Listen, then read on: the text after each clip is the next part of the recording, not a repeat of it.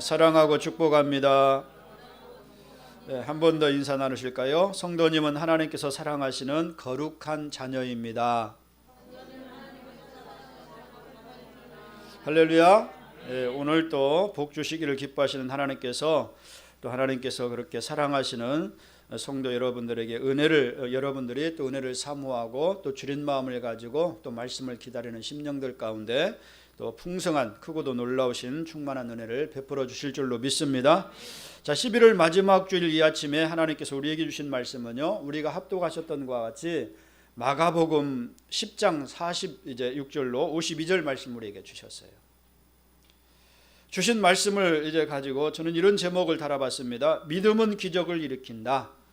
같이 한번 해보실까요? 믿음은 기적을 일으킨다. 이러한 제목으로 말씀을 선포하면서 피차간 은혜 받기를 원합니다. 자, 사람들은 오늘의 이 시대를 일컬어서 이런 말들을 하고 있어요. 불신의 시대다. 틀린 말이 아닌 것 같아요. 이구동성으로 하는 말이 이 시대를 갖다가 불신의 시대다, 그렇게 이야기하는 것을 적지 않게 많이 듣게 되어집니다. 왜 그렇습니까? 아무리 좋은 말을 하여도 믿지 않는다는 거예요. 정부에서 무슨 말을 하여도 이제는 국민들이 믿지 않는 그런 정부가 되어버렸어요. 또 정치인들이 혈안이 되어서 온갖 미사어구를 동원하여 가지고 그럴듯한 말을 하여도요, 믿지 못하는 그런 시대가 되어버렸어요.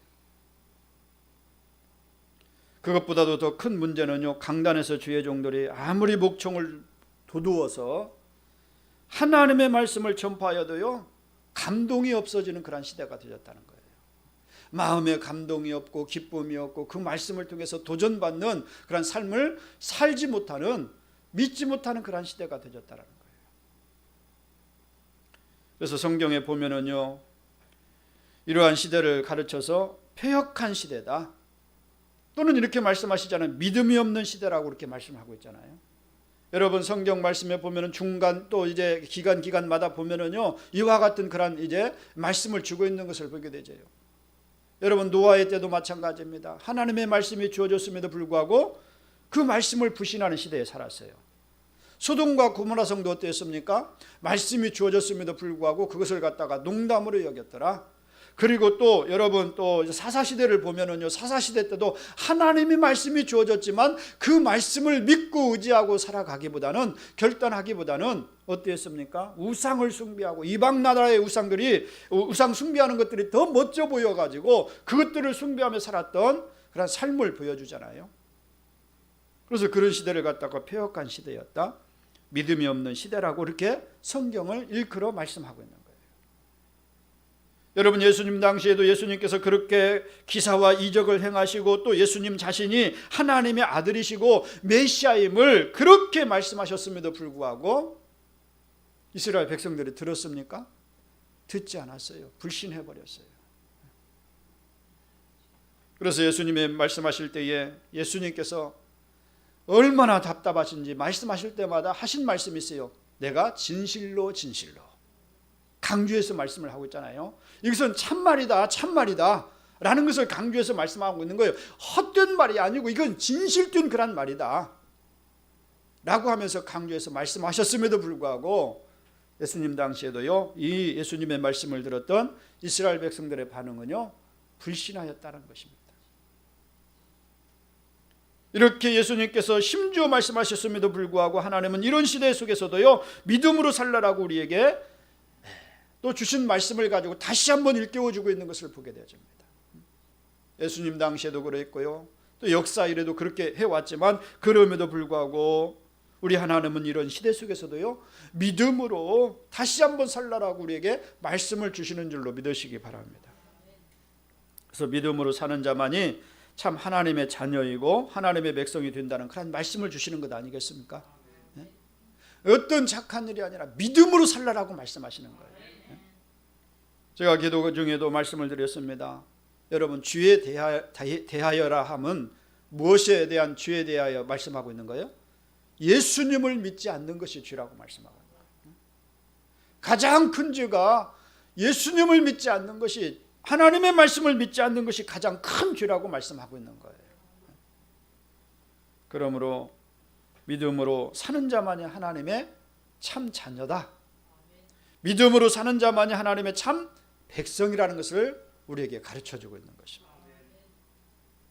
우리 사람들은 종종 믿음으로 살면 무엇이 좋고 믿음으로 살면 무슨 유익이 있을 것인가, 또 무슨 그런 역사가 나타나는 것인가 라는 그런 말들을 할 때가 있어요. 아니, 믿음으로 살아가면 무슨 역사가 있고 무슨 그런 능력이 나타나고 무슨 어떤 그런 이제 역사가 나타나는가, 그렇게 생각하는 사람들도 있고요, 그렇게 말하는 사람들이 종종 있는 것을 보게 되죠.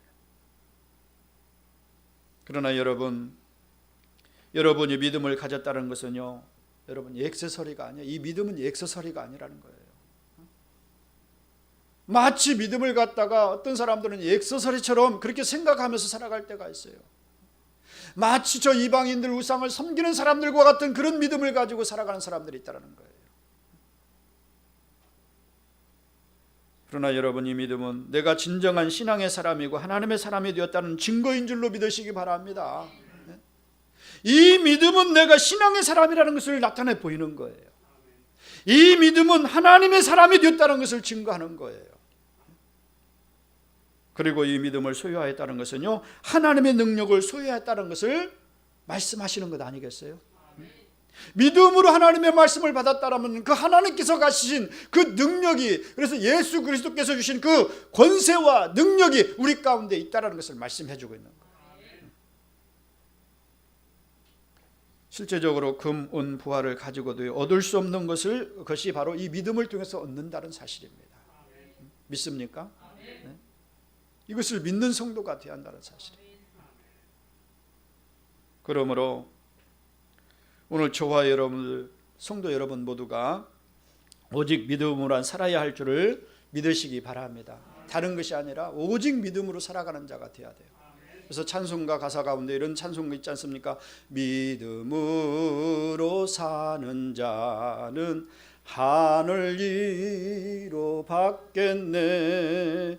무슨 일을 만나든지 만사형통하리라.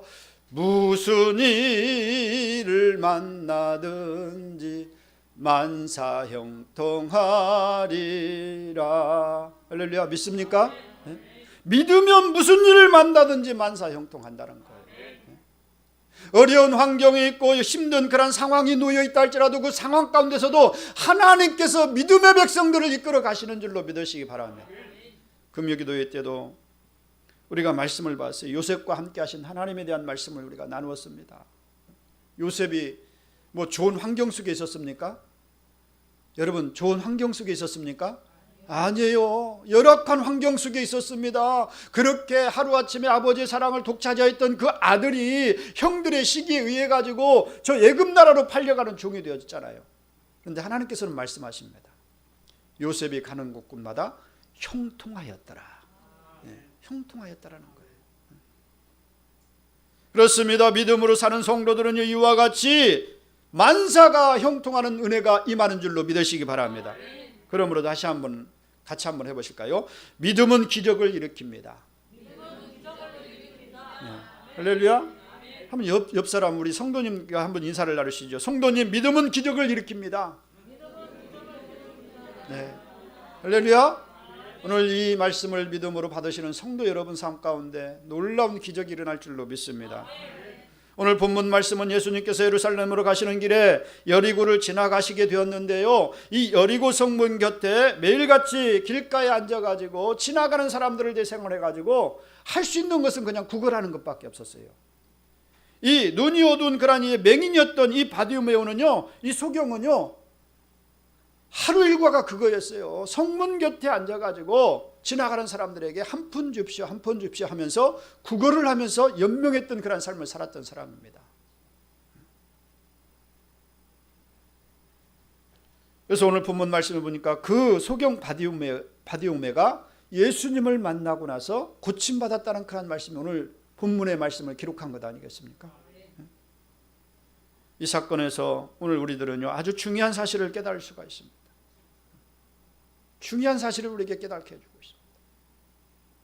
길가에 앉아서 구걸을 하던 바디메오는요, 왁작지걸 떠들어대고 웅성거리는 그런 소리에 무슨 일이 있냐라고 이렇게 물었을 것입니다. 그렇잖아요.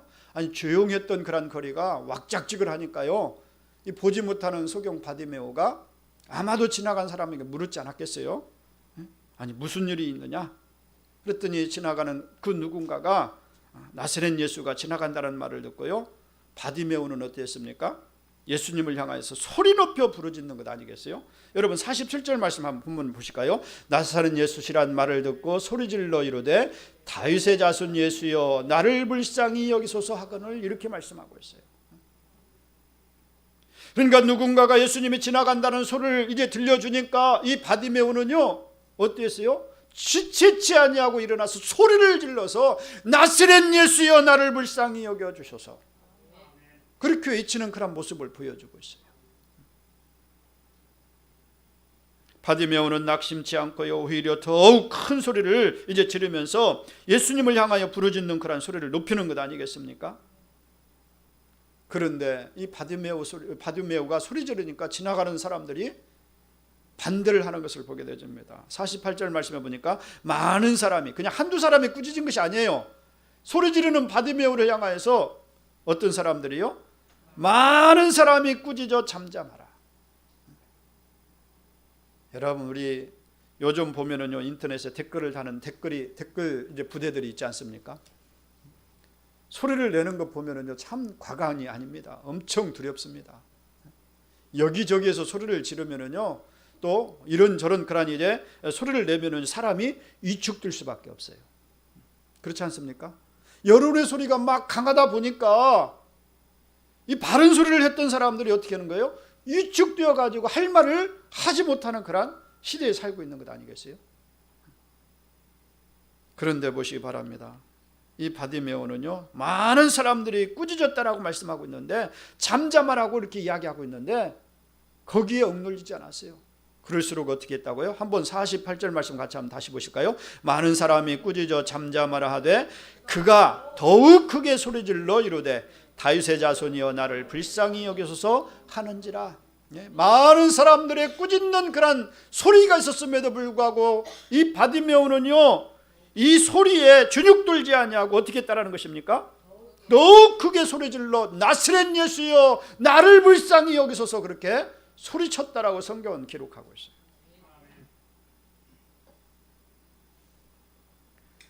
이렇게 소리를 지르니까 이 소리에 예수님이 걸음을 멈추시고 그를 부르라고 말씀하시잖아요. 소리를 지르는 이 소리를 들으시고 예수님께서 누구에게 주목을 하시는 거예요? 이 바디메오에게 주목을 하시잖아요. 가던 걸음을 멈추시고 그를 부르라고 말씀하고 계세요. 49절이잖아요. 같이 한번 보실까요? 예수께서 머물러 서서 그를 부르라 하시니 그들이 그 맹인을 부르며 이르되 안심하고 일어나라 그가 너를 부르신다 하매, 이렇게 말씀하고 있어요. 예수님이 부르신다는 소리를 듣고 바디메오는요 어떤 반응을 보입니까? 앞이 보이지 않지만 입고 있던 겉옷을 벗어 던져버리고 누구에게로 달려가요? 예수님께로 달려가는 것을 보게 되죠. 이것이 우리의 신앙이 되어야 할 줄로 믿습니다. 여러분 우리가 참으로 이와 같은 어떤 우리가 영적인 어떤 그런 이제 소경도 될 수 있겠지만요, 또 육적인 소경도 될 수 있겠지만요, 이것을 여러 다각적으로 우리가 적용할 수 있는 문제가 아니겠어요? 삶의 문제에 매였던 사람들이 누구에게 달려가야만이 문제를 해결받을 수 있다는 것을 보여주고 있어요. 예수님께로 달려가야 돼요. 예수님께로 달려가는 신앙이 있어야 돼요. 반신반의해서는 안 됩니다. 여러분 이 바디메오 행동을 보시기 바랍니다. 예수께서 그를 부르라 하는 그런 말을 듣고 이제 맹인이 겉옷을 내어버리고 뛰어 일어나서 예수님께로 달려갔더라. 예수님께로 달려갔다라고 말씀하고 있어요. 예수님 앞에 불려온 바디메오에게 예수님이 묻습니다. 어떤 물음을 던집니까? 51절 말씀 같이 한번 보실까요? 예수께서 말씀하여 이르시되 내게 무엇을 하여 주기를 원하느냐, 이렇게 묻고 계십니다.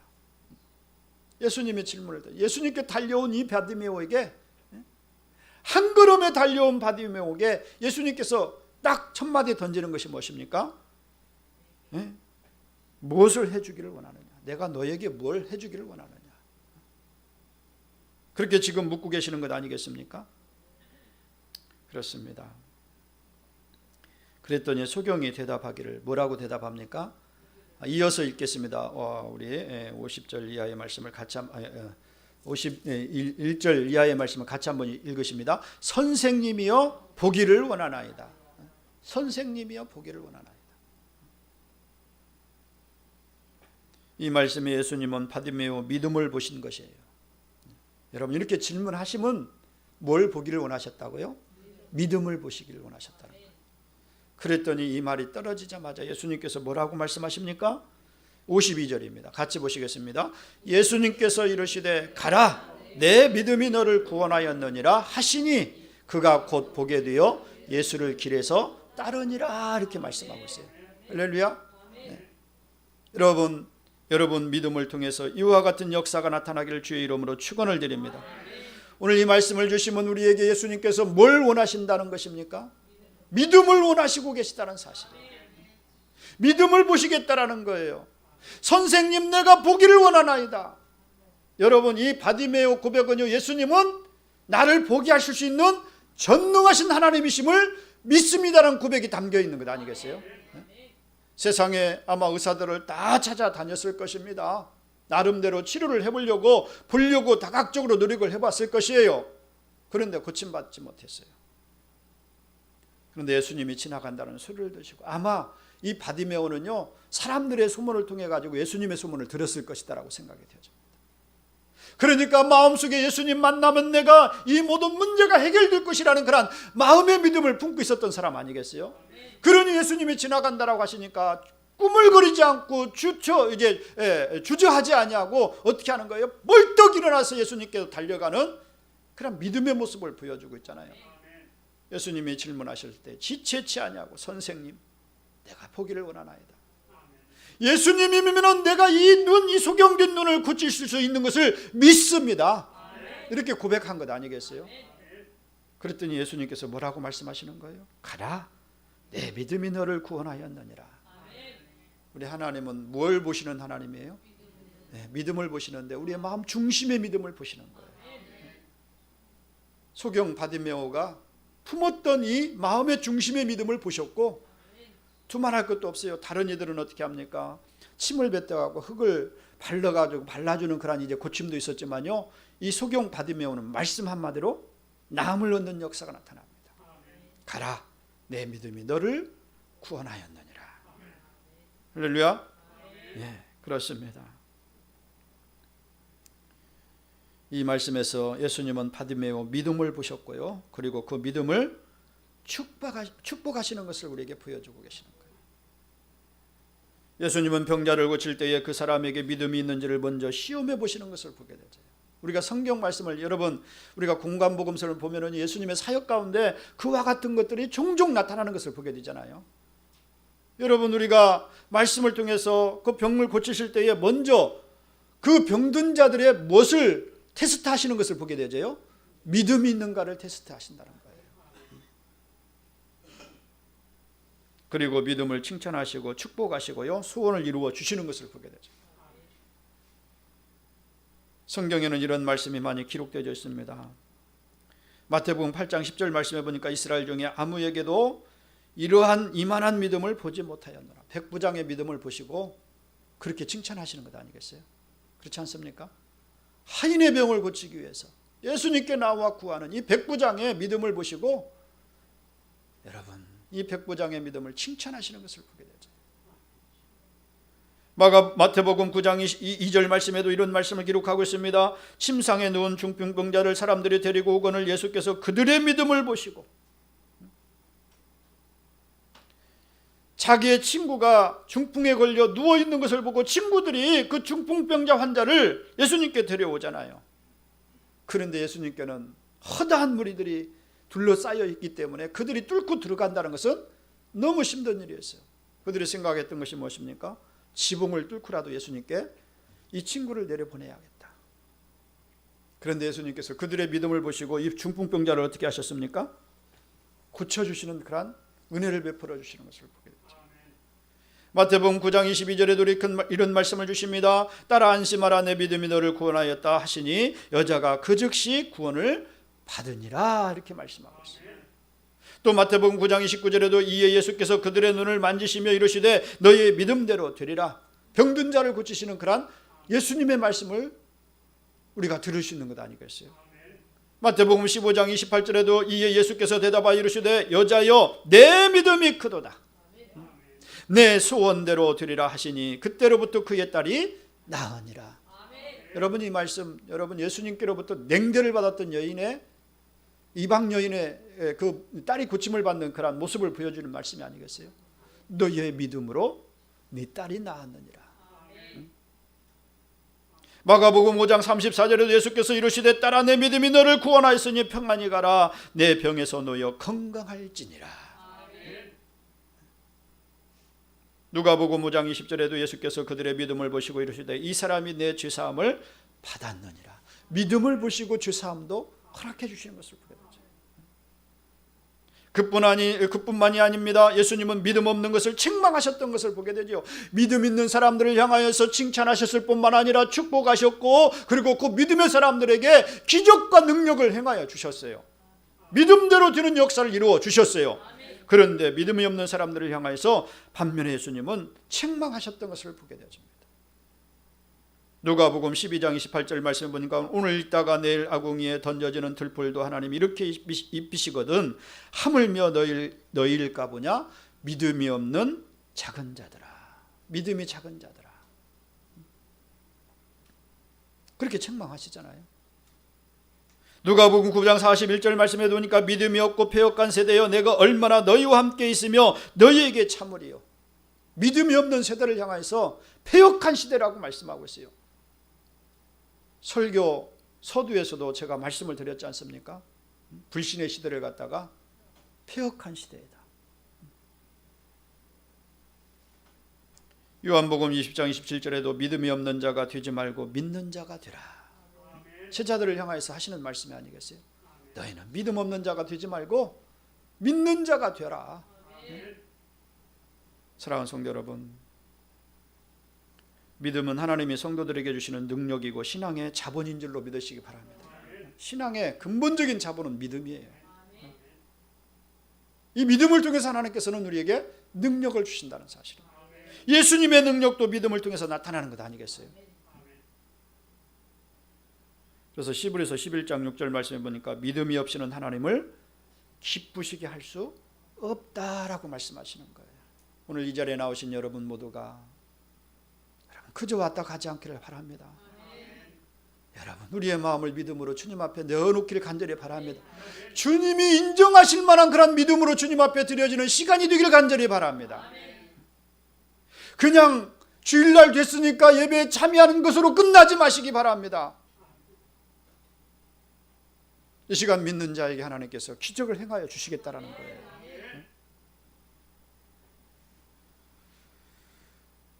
우리가 예수 그리스도를 나의 구세주로 나의 하나님으로 영접하는 것은요 우리 인간의 힘으로 소유할 수 없는 최고의 특권이고 하나님의 축복이에요.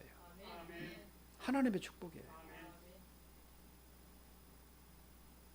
그래서 우리가 알든 모르든 언제나 예수 그리스도의 영향권 내에서 살고 있는 것을 잊어서는 안 된다는 사실입니다. 아무리 발버둥 쳐도 예수 그리스도의 영향권을 벗어날 수가 없는 것이 우리의 삶이라는 사실입니다. 그런데 우리는 예수님의 영향권을 벗어나갖고 뭔가를 하려고 할 때가 너무나도 많이 있잖아요.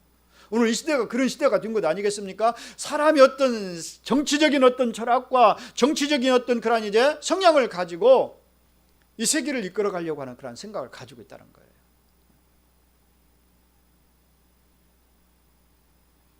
그러므로 오늘 이 시간에 아무쪼록 우리들은요 끌려가던 인생 또 내려가던 그런 인생이 아무렇게 살던 그런 인생이 예수 그리스도를 다시 한번 영적으로 만남을 통해서 놀라운 변화가 있길 간절히 바랍니다. 그래서 여러분들도 상간증자가 될 수 있길 간절히 바랍니다.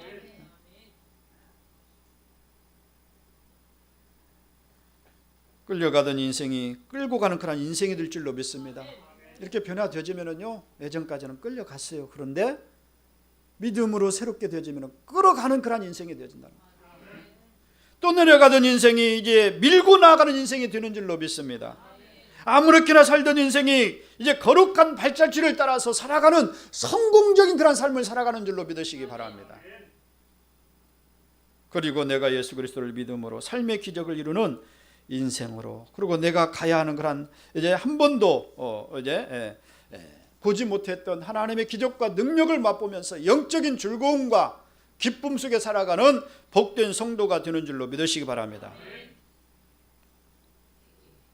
그러므로 우리는요, 내가 기어이 한번 변해보리라, 그런 다짐을 가지고 믿음으로 반응할 수 있기를 간절히 바랍니다.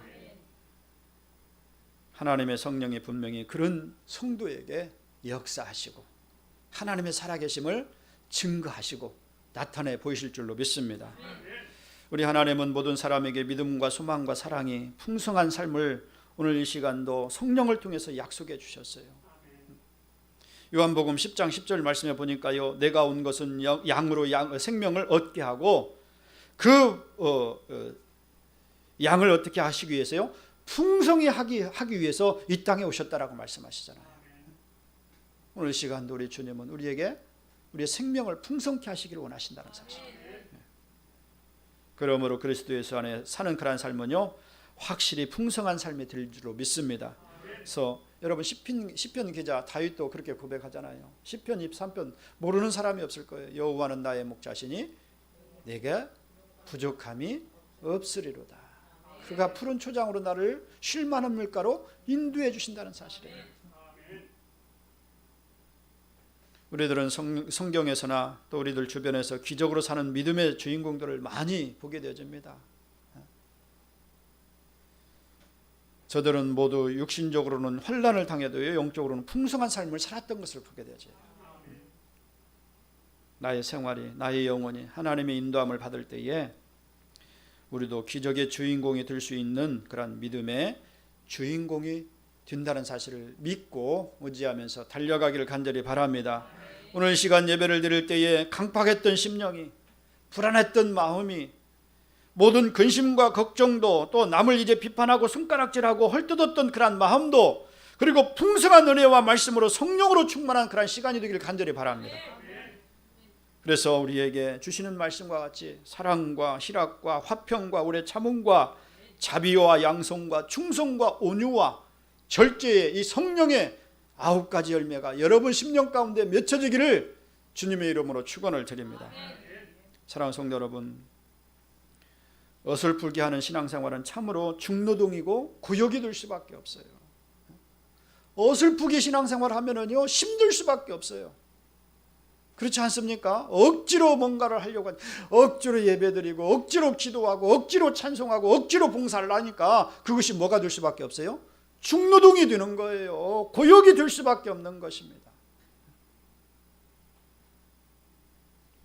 그러나 올바른 신앙생활은요, 기쁨과 즐거움과 감격과 감사의 연속인 줄로 믿습니다.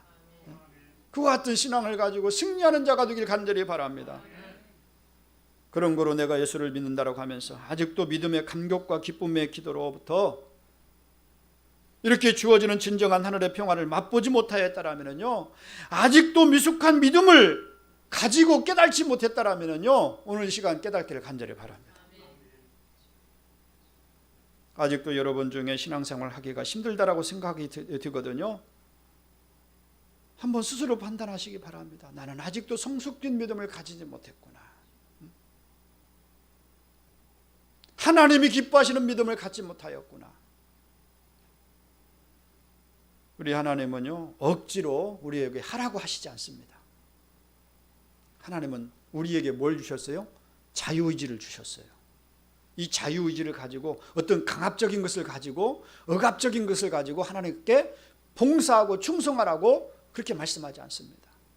차분하는 마음을 가지고. 여러분, 사도 바울이 고린도후서의 말씀에 보면은요, 헌금에 대한 말씀을 주고 있잖아요. 9장의 말씀에 보면은요, 헌금의 말씀을 주고 있어요. 어떤 마음으로 하라고? 어떤 마음으로 하라고 말씀하고 있어요? 억지나 인색함으로, 궁색함으로 하지 말고 자원하는 마음으로 하라. 왜? 하나님이 기뻐하시는 것이 무엇이기 때문에요? 자원하고 믿음을 가지고 믿음을 통해서 기쁨을 얻고 그 은혜를 깨달은 자로서 이 은혜 속에서 하나님의 은혜로 내가 살아가고 있구나, 그러므로 차원하는 마음을 가지고 하나님 앞에 드려지는 거예요. 이것을 하나님이 기뻐 받으시는 것이에요. 여러분, 미숙아는요 어디 속에 들어갈 수밖에 없어요? 인큐베이터에 이제 들어갈 수밖에 없는 것이에요.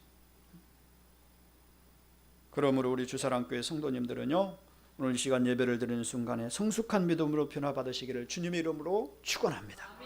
이 시간 성숙하기를 원합니다. 사도 바울은 말씀하십니다. 사도 바울은 내가 믿음으로 환난 중에 기뻐하고 내가 믿음으로 감사할 수 없는 중에 감사하고 내 믿음으로 슬픔을 당하여도 기뻐하였고 감금을 당하여도 기뻐하였다라고 그런 고백하고 있는 것을 보게 되죠. 그리스도께서 나와 함께 하심이니라고 그렇게 고백하고 있는 것 아니겠어요?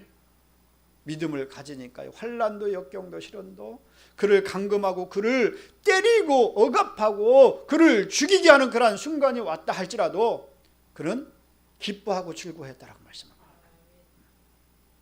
이것이 참 믿음이고 풍성한 믿음인 줄로 믿습니다. 믿음으로 내가 세상을 이길 뿐만 아니라 또 믿음으로 남모르는 평강을 누리고 살아가는 존재가 된다는 사실이에요. 믿음으로 시간마다 하나님께 간구할 뿐만 아니라 믿음으로 주님께 헌신하며 믿음으로 주님께 행동하는 것은요 분명히 크나큰 축복 중에 축복인 줄로 믿으시기 바랍니다. 우리가 앞에 제가 혼자 불러드렸는데 찬송가 384장 1절 한번 부르실까요? 나야 갈 길 다가도록 예수 인도하시니 384장 1절 부르시겠습니다. 나의 갈 길 다가도록 예수 인도하시니 내 주 안에 있는 긍휼 어찌 의심하리요. 믿음으로 사는 자는 하늘 위로 받겠네. 무슨 일을 만나든지 만사형통하리라. 무슨 일을 만나든지 만사형통하리라. 할렐루야. 무슨 일을 만나든지 만사형통합니다. 믿습니까? 믿는 자에게 그렇게 이루실 줄로 믿습니다. 그러므로 참신앙은요 오직 믿음으로 기쁨과 감격과 평강이 있어야 되는 것을 여러분 믿으시기 바랍니다. 오늘 예배를 드리다가 돈으로 얻을 수 없고 또 세상의 지위나 명예와 권력으로도 얻을 수 없고 또 가족과 부모나 또 자식이 줄 수 없는 이 기쁨과 감격을 여러분 받아가시는 여러분들이 되시길 간절히 바랍니다. 하나님께서 하늘문을 여시고 여러분들에게 이 말씀을 통해서 이와 같은 복을 내려주심을 믿고 믿음으로 받으시기 바랍니다. 그러면 기적을 이루는 믿음은 어떤 기적을 또 말씀하고 있습니까? 오늘 본문을 통해서 한번 우리가 생각해 보시고, 첫째로 보니까 기적을 이루는 믿음은요 항상 선택을 잘 해야 한다는 것을 말씀해 주고 있어요. 선택을 잘 해야 한다는 거예요. 우리는 선택을 어떻게 하느냐에 따라서 그 인생이 고난을 당하기도 하고요 풍요로운 그런 삶을 살기도 하는 것을 보게 되죠. 또 기쁘기도 하고 또 기쁘기도 하고요 또 슬프기도 하는 그런 이제 결과를 낳는 것을 보게 되죠. 결혼을 하려면은요 배우자가 선택을 잘 해야 하는 것 아니겠어요? 그냥 무작정 결혼한다고 해서 아무하거나 결혼하면 됩니까? 안 됩니까? 안 돼요. 어리석은 사람입니다. 배우자 선택을 잘해야 돼요. 마찬가지로 우리 인생은요 순간순간마다 선택을 잘해서 귀중한 삶을 살아가야 하는 줄로 믿으시기 바랍니다. 한 번 선택을 잘못하면은요 늘 불안과 근심되어지고 초조한 그런 마음을 가지고 살아갈 수밖에 없어요. 결국 그러다 보니까 마음의 평강을 잃어버리고 살아갈 수밖에 없는 존재가 되는 것입니다. 여러분 강구에도 이런 강구가 있었지 않습니까? 순간의 선택이 10년을 좌우한다는 그런 강구의 이 멘트를 우리가 잘 알고 있어요. 그러나 믿음의 생활은요 순간의 선택이 영혼을 좌우하는 줄로 믿으시기 바랍니다. 영혼을 좌우하는 것이 믿음이에요. 그렇다면 어떻게 해야 선택을 잘 할 수 있을 것인가요? 그 해답이 성경에 있습니다. 성경은 분명히 선택의 기준을 말씀하고 있는데, 즉 어느 것이 하나님이 원하시는 것인가를 먼저 생각해야 한다는 거예요. 선택하되 하나님이 기뻐하시는 것이 무엇인지를 생각해야 한다는 거예요. 우리 기준에서 선택하는 것이 아니라 이걸 하면은 하나님이 과연 기뻐하실 것인가, 이것이 기준이 되어야 한다는 거예요. 그래서 하나님의 뜻을 따라 그의 나라와 그 의에 맞는 선택을 할 때 바로 평안과 풍성한 삶을 누리게 되는 줄로 믿으시기 바랍니다. 여러분, 오늘 여리고 성문 곁에 소경 바디메오는요, 예수님을 선택하여 꿈에도 그리던 그 눈이 보이게 해주는 축복을 받은 사람이 아니겠어요? 예수님을 선택했어요. 소경 바디메오는 앞에서도 말씀을 드려서 평생 동안 구걸하면서 살아야 할 그런 인생이었습니다. 그렇게 살아갈 수밖에 없었던 인생이었어요. 그러나 그는 한 번 찾아온 기회를 놓치지 않고요, 선택을 잘했다는 거예요. 이때를 놓치면 안 되겠다라는 확고함을 가지고 예수님을 선택하고 예수님께 달려가는 그런 신앙의 모습을 보여줬다는 거예요.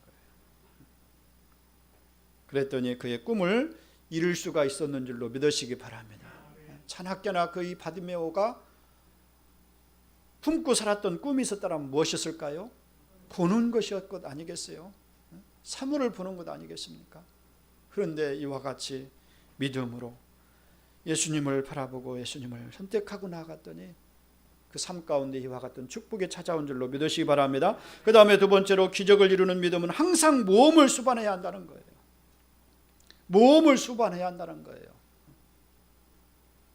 여러분, 신앙생활은 안일하게 하면 안 될 줄 압니다. 항상 긴장하고 항상 모험과 또 도전이 뒤따라야 하는 것이 우리의 신앙생활이에요. 성경은 말씀하고 있잖아요. 마태복음 24장 42절 말씀에 그러므로 깨어있으라. 어느 날에 너희 주가 임할는지 너희가 알지 못함이니라. 여러분, 이 말씀이 무엇입니까? 긴장감 속에 살아가는 거예요. 우리의 믿음이 그렇게 호락호락한 것이 아니라고 말씀하고 있는 거예요. 마태복음 25장 13절에 그런즉 깨어있으라. 너희는 그날과 그때를 알지 못함이니라. 베드로전서 4장 7절 말씀에도 이렇게 말씀하십니다. 만물의 마지막이 가까웠으니 그러므로 너희는 정신을 차리고 근신하라. 근신하라. 마가복음 14장 38절에도 시험에 들지 않게 깨어 기도하라. 데살로니가전서 5장 6절 말씀에도 이렇게 말씀하십니다. 그러므로 우리는 다른 이들과 같이 자지 말고 오직 깨어 정신을 차릴지니. 이렇게 말씀하시잖아요. 베드로전서 5장 8절에도요, 근신하라 깨어라. 너희 대적마귀가 우는 사자같이 두루 다니면서 삼킬 자를 두루 찾고 다닌다. 그러므로 너희는 믿음을 굳건하게 하여서 그를 대적하라. 그렇습니다. 믿음은 항상 모험을 수반하는 것이에요. 사랑하는 성도 여러분, 우리 인간은 갈 바를 알지 못하는 인생들입니다. 내일 일을 알 수 없습니다. 그러나 성경 말씀은 믿음으로 가라고 말씀하고 있어요.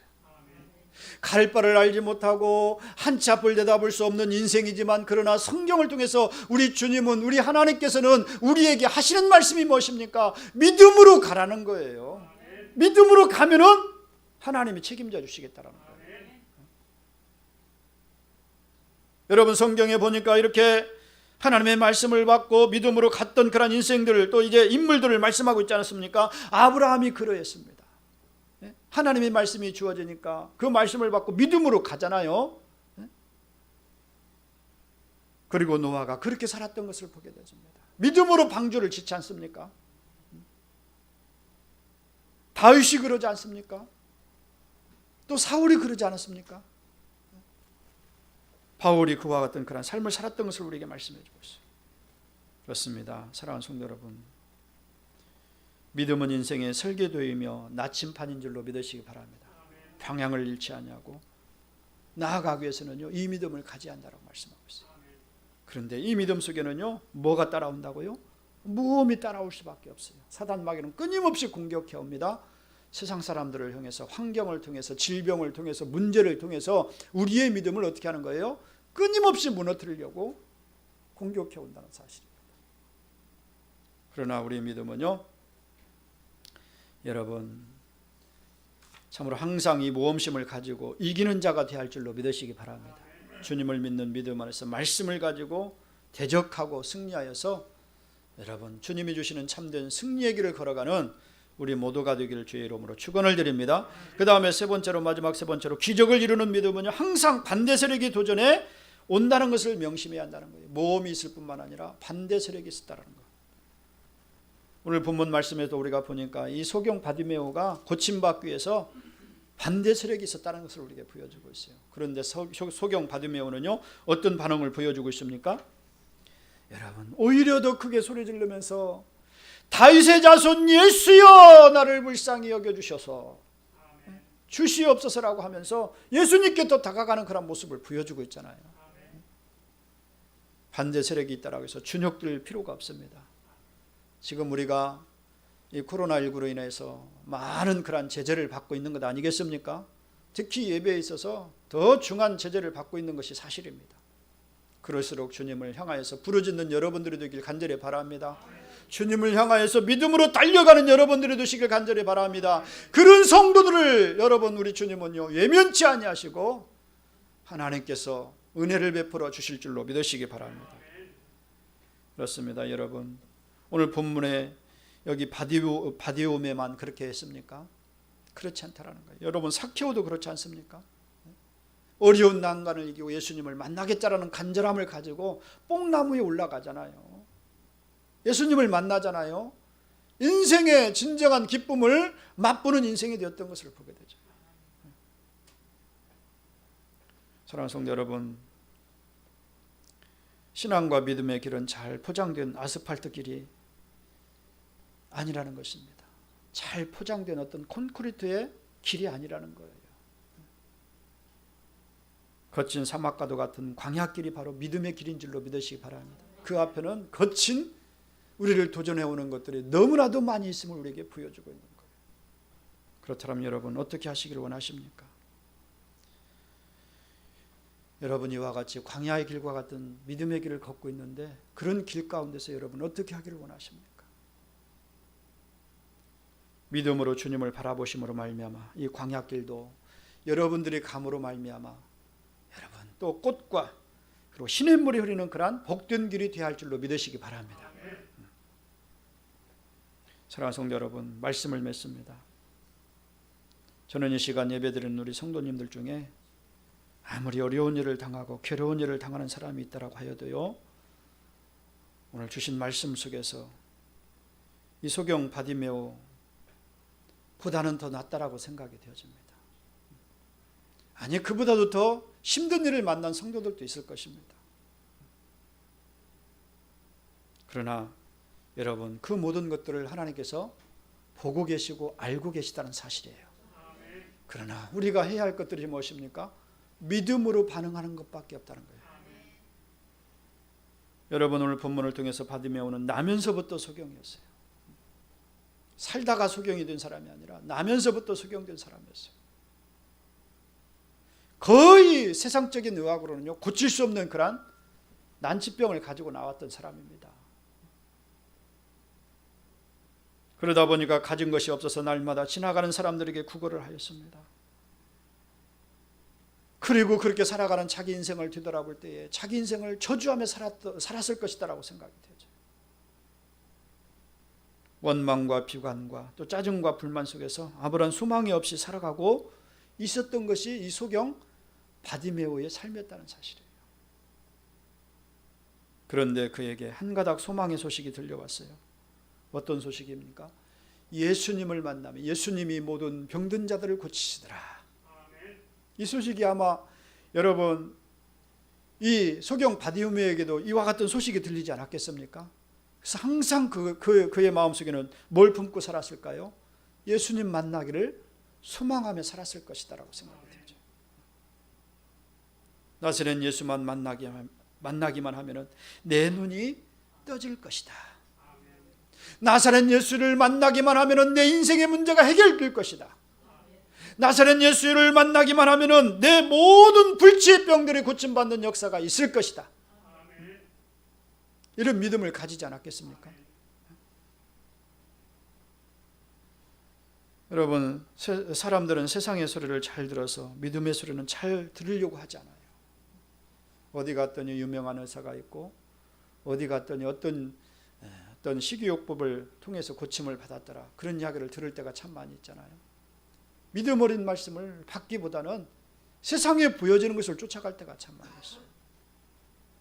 달콤한 말은요 좋아요도요, 충고를 한다든지 어떤 그런 이야기를 하면은 달갑지 않게 받는 그런 경우들이 우리의 모습이 아니겠습니까? 그러므로 오늘 말씀을 듣는 사랑하는 성도 여러분, 여러분들이 나사렛 예수를 만나면 나의 삶에 축복된 그런 기적이 일어나는 줄로 믿으시기 바랍니다. 여러분의 삶 가운데, 여러분의 가정 가운데 그와 같은 은혜가 임할 줄로 믿으시기 바랍니다. 소경 바디메오는 참으로 그와 같은 간절한 마음을 가지고 예수님을 만나기를 고대했어요. 결국 예수님이 지나간다 하니까 지체치 아니하고 예수님을 향하여 달려가잖아요. 머뭇거림이 없어요. 오늘 본문 말씀에도 기록된 말씀을 보니까요, 나사렛 예수라는 말을 듣고 지체치 아니하고 소리를 질렀다라는 거예요. 그만큼 평소에 예수님을 향한 뭐가 있었다라는 거예요? 간절함이 있었다는 것을 말씀해 줍니다. 자기가 예수님을 찾아 나설 수도 없었고요, 그리고 또 예수님을 찾아 나설 여력도 없었던 그런 사람이에요. 그런데 여리고성에 예수님이 오셨다는 소리를 들었을 때 그 기회를 놓치지 않았던 이 바디메오, 오늘 저와 여러분들이 되시길 간절히 바랍니다. 이 말씀을 놓치지 않기를 간절히 바랍니다. 소망은 삶의 용기를 준다라고 하지 않습니까? 수치와 멸시도 이기는 힘이 되는 줄로 믿습니다. 로마서 12장 12절 말씀해 보니까요, 소망 중에 즐거워하며 환난 중에 참으며 기도에 항상 힘쓰라. 네. 할렐루야. 네. 소망이 생기니까 불평과 원망과 탄식이 사라지는 것 아니겠어요? 한숨과 저주가 사라지는 줄로 믿습니다. 드디어 그날이 찾아오는 거예요. 소망하는 사람에게 그날이 찾아오는 거예요. 자포자기한 한 사람에게는요, 이 소망이 찾아올 수가 없어요.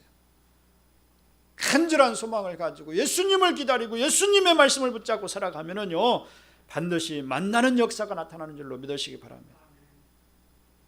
바디메오는 그렇게 꿈에도 그리고 자나깨나 기다리던 예수님이 지금 지나가신다는 소리를 들었잖아요. 그래서 바디메오는 온심을 다해서 소리질러 예수님을 부릅니다. 우리 같이 다시 한번 이 바디메오가 부르짖었던 이 부르짖었던 소리를 한번 소리내어서 한번 이 교회 천장이 떠나갈 정도로 한번 부르짖기를 간절히 바랍니다. 나사렛 예수여, 나를 불쌍히 여겨 주소서. 다시 시작. 할렐루야. 여러분, 이렇게 부르짖는 여러분에게 주님의 은혜를 베풀어 주실 줄로 믿습니다. 그랬더니 예수님께서 발걸음을 멈추시잖아요. 그리고 예수님께서 그를 부르십니다. 인생의 문제가 해결되지는 순간이에요. 내가 무엇 하여 주기를 원하느냐? 주여, 보기를 원하나이다. 가라, 내 믿음이 너를 구원하였느니라. 이 응답이 오늘 말씀을 믿음으로 받는 여러분들에게 임하기를 주님의 이름으로 축원을 드립니다. 기도하시겠습니다. 하나님, 오늘 또 말씀을 통하여서 주의 음성을 들려주시니 감사합니다. 주님이 원하시는 것이 무엇인가를 깨달을